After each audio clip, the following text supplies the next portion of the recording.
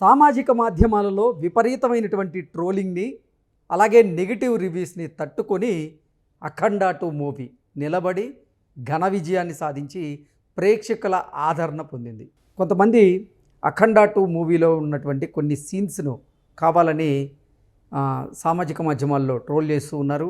అలాగే negative reviews కూడా ఇస్తూ ఉన్నారు. దీని మీద మనం పూర్తి స్థాయిలో విశ్లేషణ చేసుకుందాం. ప్రస్తుతం మనతో పాటున్నారు ప్రముఖ సినీ రాజకీయ విశ్లేషకులు, ప్రముఖ సీనియర్ జర్నలిస్ట్ శ్రవణ్ గారు. వారితో మాట్లాడదాం. శ్రవణ్ గారు నమస్తే అండి. నమస్తే అండి.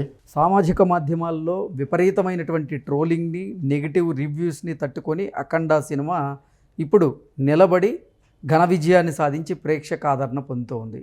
దీని మీద మీ విశ్లేషణ ఏంటండి? సోషల్ మీడియా అంటే కేవలం ఒకటో అర కాదు, చాలా ప్రతికూల పరిస్థితుల్లో వాటన్నిటిని తట్టుకొని అఖండ విజయాన్ని సాధించింది. ఈ సోషల్ మీడియాలోని ఒకటో రెండు అంటే అట్లా అంటే మన పేర్లు చెప్పకూడదు కానీ అందరికీ తెలుసు. ట్విట్టర్, వాట్సాప్ గ్రూపులు, ఫేస్బుక్ గ్రూపులు, ఫ్యాన్స్ గ్రూపులు, ఇట్లా రకరకాల ఒరిజినల్, డూప్లికేటు, ఫేక్ అకౌంట్లు, పేడ్ అకౌంట్లు, పొలిటికల్ పార్టీ వాళ్ళు, సినిమా ఇతర అభిమానులు అంటే ఈ బాలకృష్ణ అభిమానులు కాకుండా ఇంకో అభిమాన సంఘాలు, ఇట్లా వీటన్నిటితో పాటు ఈ అఖండాకి ఇంకొకటి కొత్తగా జాడైంది ఏంటంటే హేతువాదులు, కమ్యూనిస్టు వాదులు, నాస్తికత్వవాదులు వీళ్ళందరూ కూడా ఈ సినిమాని పనిగట్టుకొని ఒక ధ్యేయంగా వ్యతిరేకంగా రాస్తూ, వ్యతిరేకంగా మాట్లాడుతూ, రకరకాలుగా ట్రోల్ చేస్తూ, చివరికి సినిమా వాయిదా పడంతో సినిమా పని అయిపోయిందంటూ కూడా అసలు ఏమి కాకుండా కూడా మొత్తం అయిపోయింది, ఇక సినిమా రాదు అన్న రేంజ్లో అట్లా ట్రోల్ బాగా చేశారు. ఇంకో రకంగా చెప్పాలంటే ఒక స్ప్రింగ్ ఎంతైతే గట్టిగా పీడనం చేస్తాం అది అంతకన్నా ఎక్కువ జంపింగ్ అయిపోయి అంటే నెగిటివ్ రివ్యూస్ వల్ల, ట్రోలింగ్స్ వల్లే ఈ సినిమా ఘన విజయాన్ని సాధించింది అంటారా? ఖచ్చితంగా. అసలు యాక్చువల్గా అయితే బాలకృష్ణ గారి సినిమాకు అఖండ 1 తర్వాత ఈ అఖండ 2 కాబట్టి ఖచ్చితంగా ఆల్రెడీ అది సక్సెస్లో ఉన్నట్టు. వాటితోడు ఇట్లాంటి మధ్యలో చిన్న చిన్న అవాంతరాలు వచ్చాయి.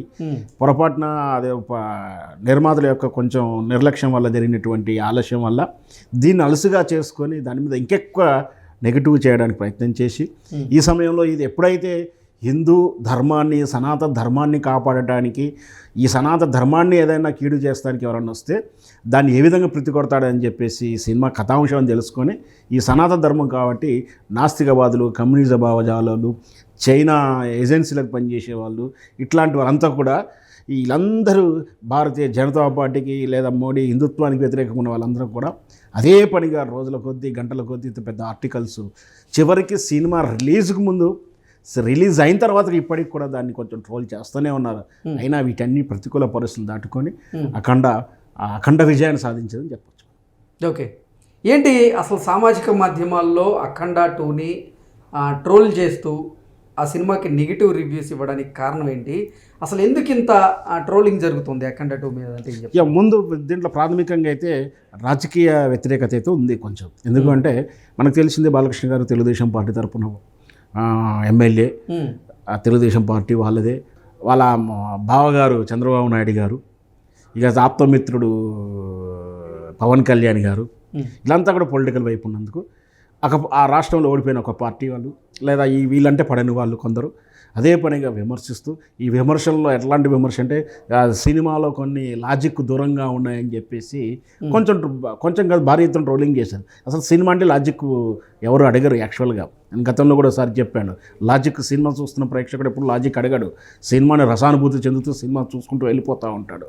సో వాటిని విమర్శించడం, కథాంశాలు విమర్శించడం, కలెక్షన్లను అబద్ధం అనడం, ఇట్లా ఆలస్యమైనందుకు సినిమా నిర్మాత ఏదో అయిపోయాడని చెప్పి ఇట్లా రకరకాలుగా చేస్తూ ఉన్నాం.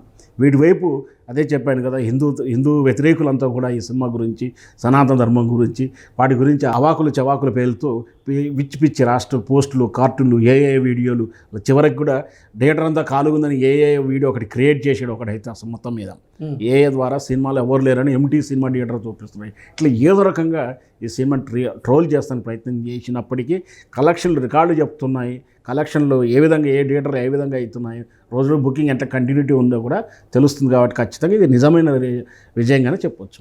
అఖండ 2 తొలత ప్రపంచవ్యాప్తంగా డిసెంబర్ 5వ తేదీన విడుదల కాబోతుందని ప్రకటించారు. విడుదలకి సిద్ధం కూడా అయింది. డిసెంబర్ 4వ తేదీన ప్రివ్యూస్ అంటే ప్రీమియర్ షోలు ఏర్పాటు చేశారు. అయితే మరికొన్ని గంటల్లోనే ప్రీమియర్ షో పడబోతుంది అనగా కొన్ని అనివార్య కారణాల వల్ల ఈ సినిమా విడుదల వాయిదా పడింది.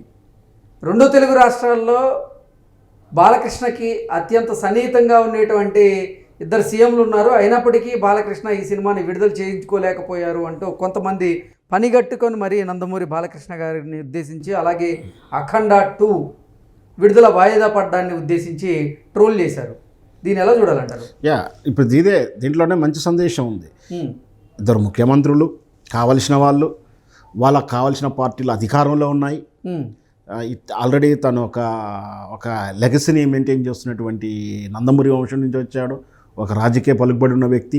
ఎన్ని రకాల వ్యక్తి ఉన్నా కూడా ఒక సినిమా ఆగిపోతేనో, సినిమా వల్ల జరుగుతున్న నష్టానికో తను ఏ విధంగా పలుకుబడి ఉపయోగించుకోలేదు చూసారా? అది బాలకృష్ణ గారి దగ్గర ఉన్నటువంటి నిజాయితీ, పనితనం యొక్క గొప్పతనం. ఆయన ఇవన్నీ కూడా రాజకీయ హోదాలు, రాజకీయ సంబంధించినటువంటి పదవులు. దీని కొరకు తన వ్యక్తిగతమైనటువంటి వ్యాపారం కానీ, వృత్తిని కానీ అడ్డం పెట్టుకుని పనులు చేసుకోడు అని చెప్పడానికి బాలకృష్ణ గారి యొక్క క్యారెక్టరైజేషన్కి ఇదే ఉదాహరణ. అట్లాంటి వాళ్ళకు ఖచ్చితంగా బాలకృష్ణ గారు ఇప్పుడు ఒక గుణపాఠం చెప్పినని మనం చెప్పొచ్చు.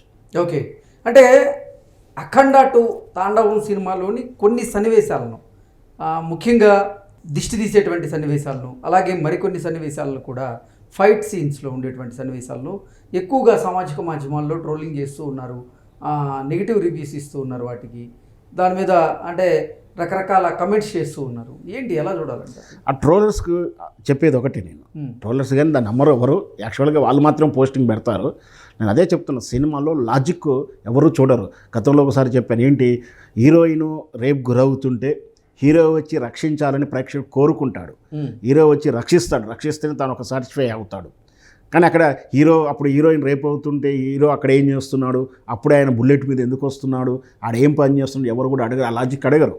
కానీ తను హీరోయిన్ కాపాడాలి, ఇక్కడ రసానుభూతి పొందుతూ ఉంటాడు. అట్లాగే సినిమాలో ఏదైతే బాలకృష్ణ గారికి రేంజ్ తగ్గట్టు ప్రేక్షకుడు, అభిమానులు కోరుకుంటారో ఆ ఎక్స్పెక్టేషన్ తగ్గట్టుగానే గతం కన్నా మోర్ దెన్ ఇవ్వడానికి, అతను క్యారెక్టర్ చాలా పవర్ఫుల్ క్యారెక్టర్ అని చెప్పడానికి రకరకాలైనటువంటి మెథడ్లో కానీ రకరకాల సన్నివేశాల ద్వారా డైరెక్టర్ చూపించాలనుకుంటాడు. అంటే కోపంగా ఉన్నాడు లేదా బలంగా ఉన్నాడు, ఇంతకన్నా పెద్ద క్యారెక్టరైజేషన్ చూపించాలనుకున్నప్పుడు రకరకాల ప్రమేయాలు వాడుతుంటారు. అట్లా వాడిన దాన్ని వీళ్ళు ట్రోల్ చేయడం అంటే వాళ్ళు సినిమా చూడరాదు, వాళ్ళకి సినిమాను చూడలేకపోతున్నారు, వాళ్ళ సినిమాను అర్థం చేసుకోలేకపోతున్నారు. కేవలం కడుపులో ఒక ద్వేషాన్నో ఈర్ష్యనో పెట్టుకొని ఏదో చేయాలని అట్లా ట్రోల్ చేస్తున్నాడు భావించాలి. కానీ నిజమైన వివేకులు ఎవరు కూడా, సినిమా గురించి తెలిసిన వాళ్ళు, సినిమా అభిమాని ఎవరు కూడా అట్లాంటి ట్రోల్స్ ఎవరు చెయ్యరు వాస్తవానికైతే. ఓకే అండి, థ్యాంక్ యూ.